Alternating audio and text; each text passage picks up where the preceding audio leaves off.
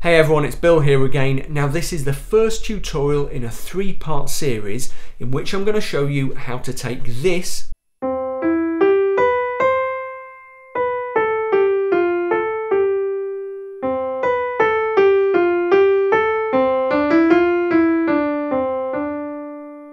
and turn it into this.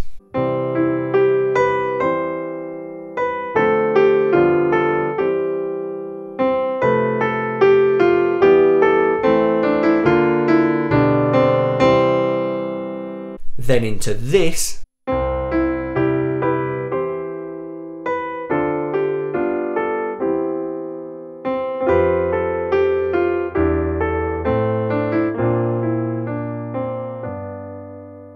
and finally into this.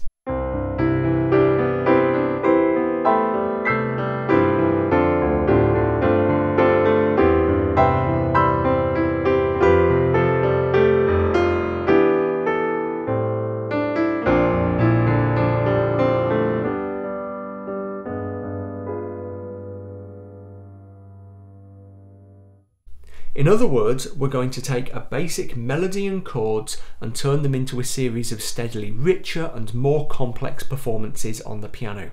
Along the way, we're going to cover a whole string of important concepts in music theory and piano performance and look at how they relate to each other.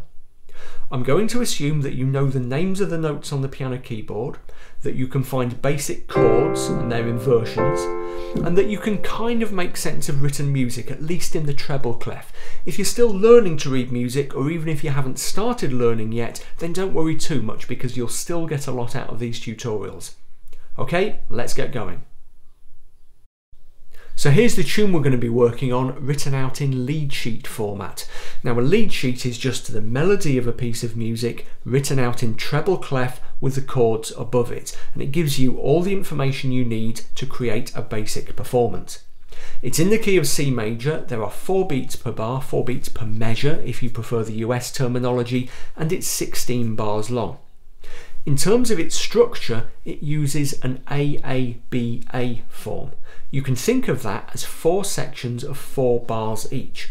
The first, second and fourth sections are all pretty much the same with small variations, and they're what we call A sections.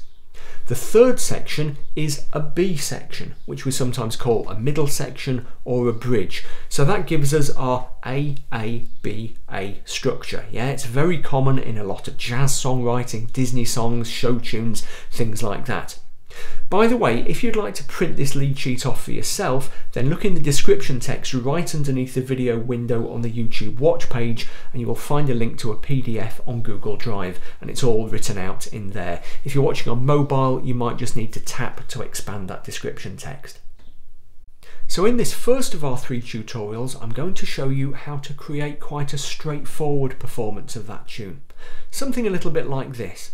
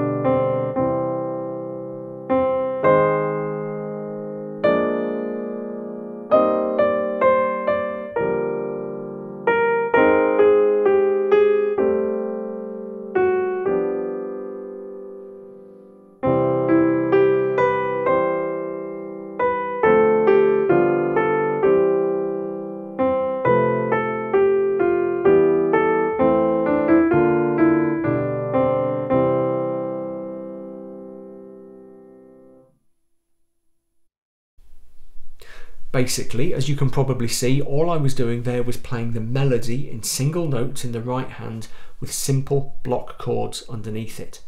If you're a music reader, by the way, and you'd like to see a transcription of what I played just there, have a look in the PDF document that I mentioned a couple of minutes ago because I have included one. Now that right hand is fairly easy because, as I said, I'm just playing the tune.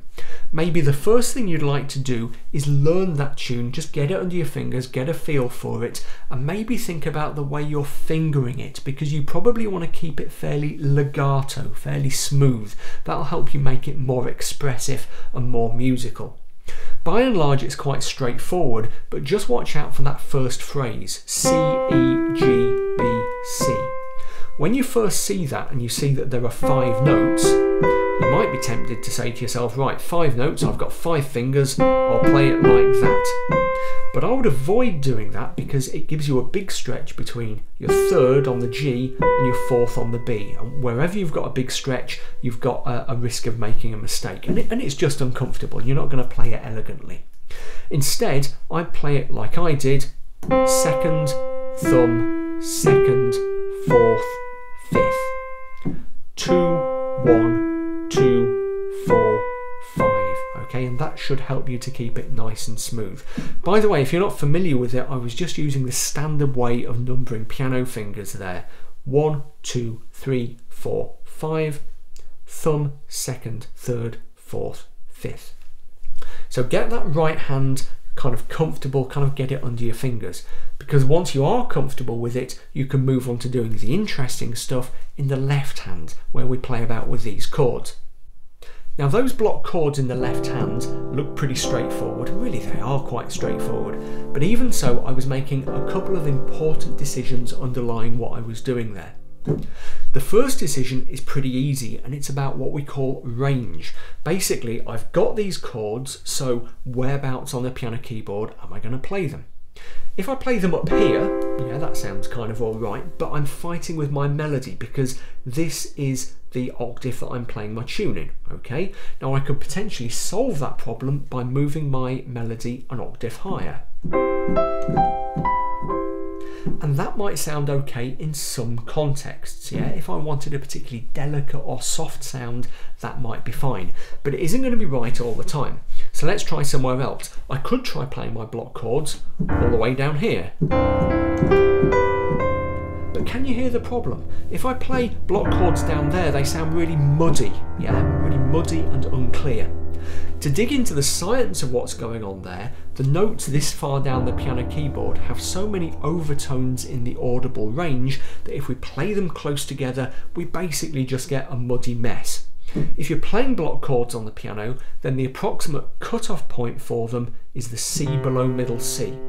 Below that, you need to space notes out much more, else they'll start to sound muddy.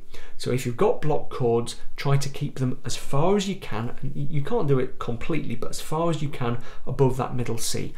That's also going to vary by piano. On some pianos you might be able to make it a little bit lower, on some pianos a little bit higher, but very broadly keep block chords above that C. And that's what I did, and it kind of sounded about right.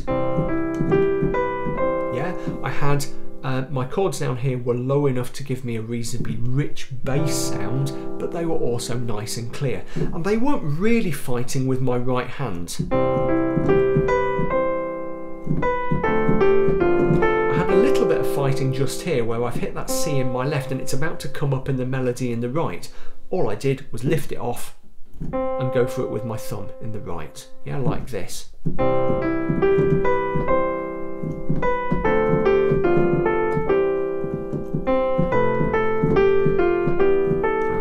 The way I've scored that, if you're looking at the transcription, the way I've scored that in the transcription is pretty much the standard way of doing that. Most people would look at that score and understand that you had to take one C off to play the other one. Once I've decided on the range I'm going to use, the second decision I'm going to make, well, it's actually a set of decisions. It's about the voicings I'm going to use, the actual shapes, the inversions in which I'm going to play these chords on the piano keyboard.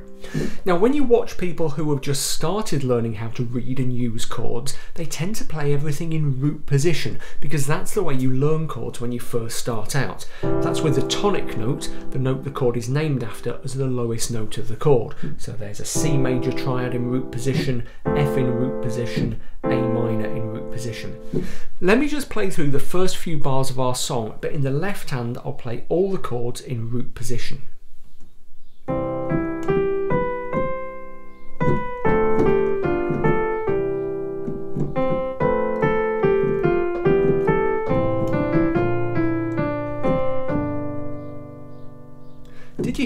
that left hand was kind of choppy and uneven, yeah?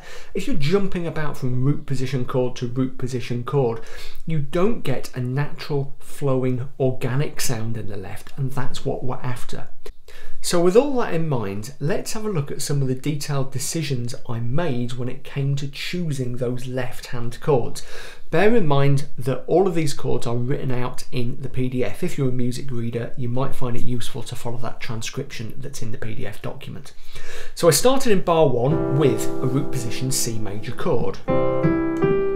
Now that whole bar has the chord of C major under it, yeah? But just for a bit of movement and variety, after 2 beats I changed from root position to first inversion. Okay, first inversion of C major has an E in the bass. Just listen to how that alters the sound. C with a C in the bass, C with an E in the bass. We'll talk about how bass notes alter the sounds of chords a little bit more in a second. Then I went to D minor 7 in root position, and then G7 like that, which is the second inversion of G7. So D minor 7 in root position, G7 in root position. Okay, don't worry by the way if you can't immediately identify inversion names and all the rest of it. The most important thing is that you can identify and play the chords, okay? And then back to C with an E in the bass, first inversion. Now, can you see what I'm doing there? I'm being quite conservative with the movement I've got going on. Rather than jumping around, which as we've seen has the potential to cause problems, I'm going for these kind of interlocking positions and trying to choose a logical flow between the chords. And where I can, I'm using, in fact in every chord there, I'm using shared notes to transition between the chords. Okay, so C, C, yeah, to D minor 7, a shared note on that top C, to G7, shared notes on the D and the F, back to C, a shared note on the G. Yeah, you can see the same thing going on in the next 2 bars where I've got F, E minor, B flat, G7. Okay, so the F to the E minor, there are no shared notes, but E minor to A minor, and I'm only playing 2 notes of the A minor chord because I've got the C, the 3rd note in the right hand, so I don't, strictly speaking, need it. There are shared notes there, E minor to A minor, a shared E. Then the B flat is a bit of a jump, okay, and notice by the way what I did there. I held that B flat at the top and switched from a D to an F at the bottom. Okay, that was because of what was going on in the right. I had my full chord there, but then as I came down the melody in the right, the F disappeared, so I replaced the F in the left because I've now got a D in the right. All while holding that B at the top, yeah? So from the A minor to the B flat there are no shared notes, okay? But then from the B flat to the G7, there's a shared F. So all the way along I'm going for, you know, a smooth, organic, flowing, logical process, and I'm being conservative about my hand movements. I'm not jumping around. There is some jumping around, so in the middle section where we get that quite dramatic key change,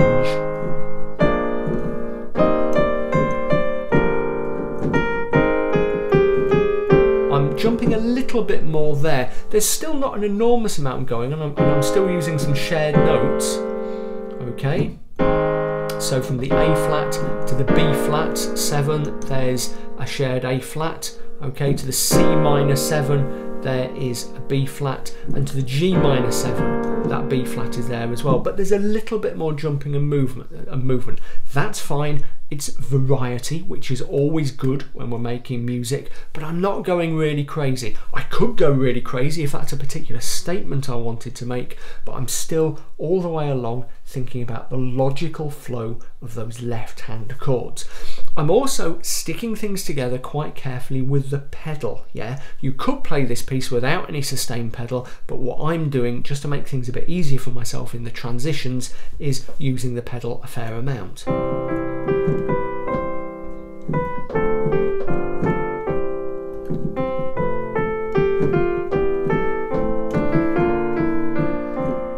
I'm pedaling more or less on every chord change there. Okay, so just experiment with the pedal a little bit when you first start working on on this kind of level. Maybe leave the pedal out, but as you get more confident, do drop in a bit of pedal and you'll find it makes things a bit easier for yourself. But try not to pedal across chord changes, because that's when you get something mushy. Yeah, the trick with pedal is to be a little bit restrained and to let it do its job, let it sustain, but don't let it make a mess of things. Okay, remember how I said that bass notes are important, the lowest notes in each chord? They're important because the lowest note of the chord really affects its character, yeah? So just listen to bar 3 as I played it. Okay, and the chord we're interested in there is the F chord, because I've got an F with a C in the bass. And at that point, things sound a little bit weird anyway, because we've got this suspended B resolving to the A in the right hand. Okay, now compare and contrast with it with if I play the root position F in the bass. Okay, just very, very slightly different. Okay, so F with a C in the bass, F with the root in the bass. The root in the bass gives a very settled sound. It's quite subtle, yeah, but a very sort of settled, stable sound.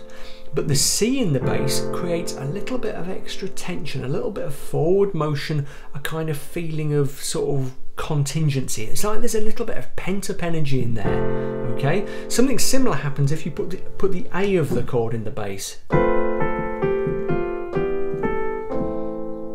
Okay, so changing the bass note subtly affects things. Sometimes it has more effect than others. So especially on the tonic chord, if we had the C in the bass, okay, that's very different from, you start much more kind of on edge. Now clearly a lot of the time when you are doing this, you are improvising, and these decisions about inversions, again, like the whole business with voice leading and so on, they're quite tricky to make on the fly with any kind of real conscious deliberation. So the way to achieve this when you're playing block chords in the left hand is to kind of make it a habit, yeah? You'll find it really makes a difference if you have a good familiarity with all of your chords in all inversions, which isn't usually a case of memorizing all the individual chords as such, but making sure you know which notes are in which chords and how to find them on the keyboard quickly.